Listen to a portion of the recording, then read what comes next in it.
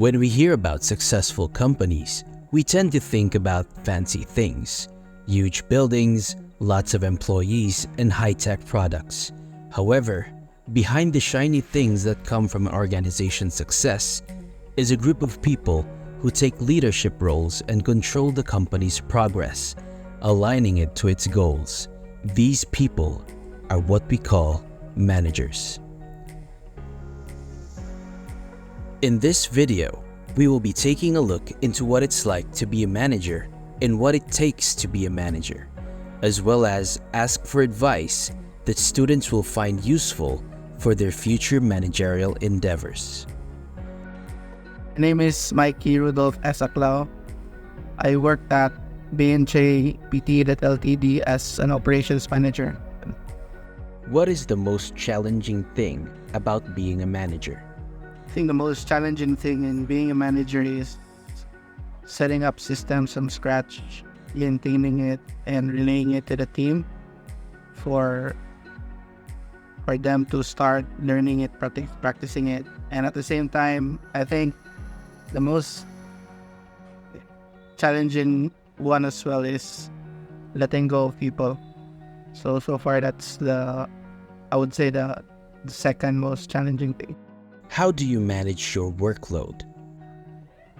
I manage my workload by delegating tasks to my colleagues, training them on how to do it, and making sure that they get the job done by following up and checking up on them to make sure that everything is okay, or if they need any help.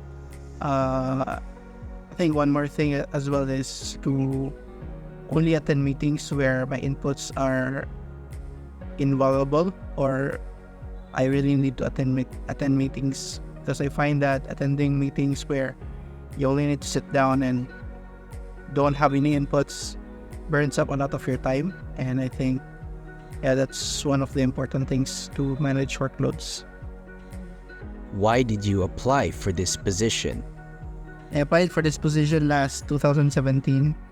I think it was one of the early days where online work was starting to get traction.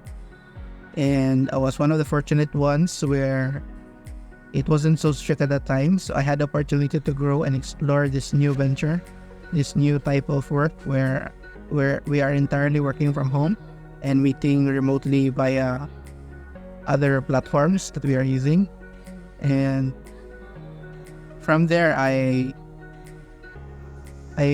journeyed with the company until I became an operations manager. I would say I really applied this because I had no job at that time, and the salary was better than my corporate salary before. I think that's the number one reason why I applied. Yeah. What are the qualities of a successful manager? I think the qualities of a good manager, personally, is when you establish a system so good, you train up your colleagues with how the system works and how they are able to help out, that you don't have to micromanage your colleagues if they're doing the job right. I think that's the first one.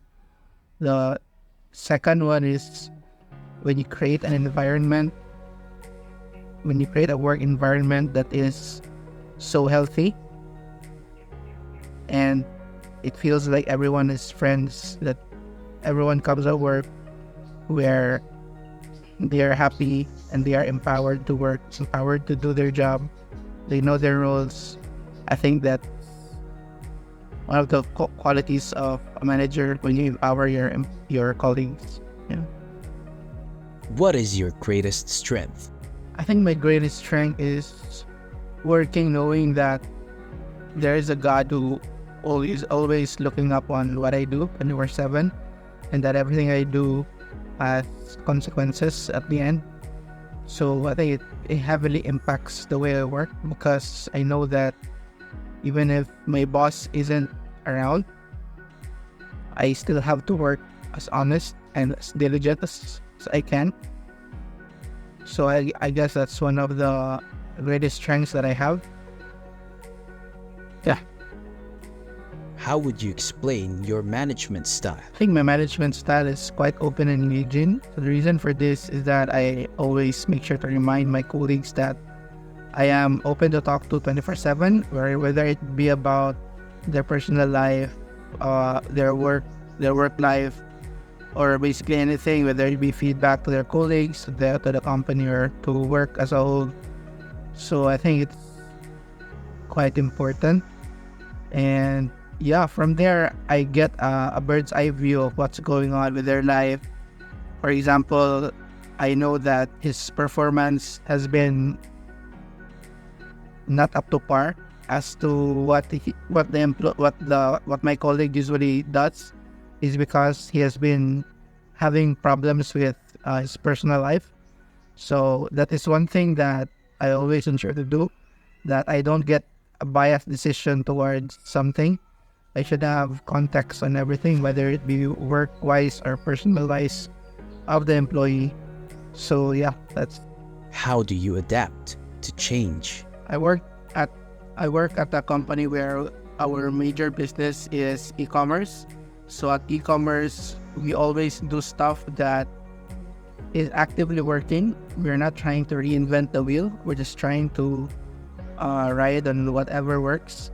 And that entails that we have to be flexible and we have to always adapt with changes, whether it be operational changes with workload, changes with your tasks, or whatever it is that is required of you so that you can get the job done.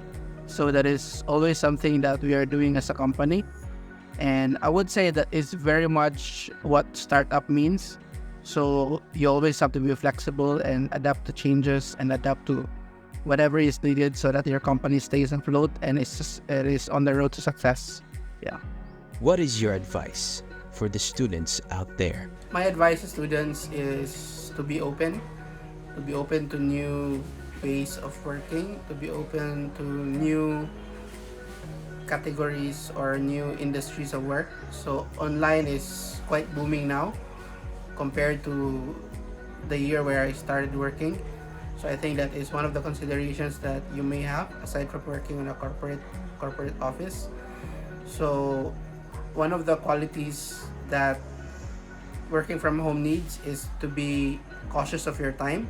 So that means as a student, you should practice to not be late on school. You should honor your commitments. If you say you're gonna be there at practice for your group around 7 a.m., you should be there at 7 a.m. because that is quite crucial when you're working from home. So when you say that you're gonna be present at 7 a.m., you should be present at 7 a.m. even though you're working at home. So I think that kind of dedication, that kind of discipline is quite invaluable when you're working online. So yeah, I think that is one of the advice that I have.